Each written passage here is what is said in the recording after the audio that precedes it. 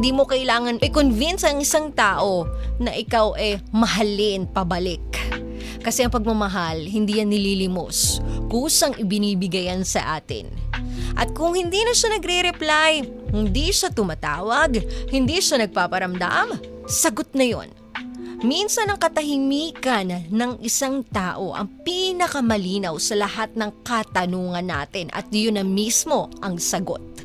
At kung babalik siya, saka mo pag-isipan. Pero ngayon wag mong hayaan ikaw nagmamakaawa sa taong kusang lumayo dahil choice niya yun. At hindi mo kailangan ibaba ang sarili mo para lang may bumalik at sabihing mahalin ka. And minsan, ang closure hindi yan nanggagaling sa paliwanag o eksplanasyon ng iba. Nanggagaling yan sa pagtanggap na ginawa mo yung part mo at sapat na yon at tama na yon.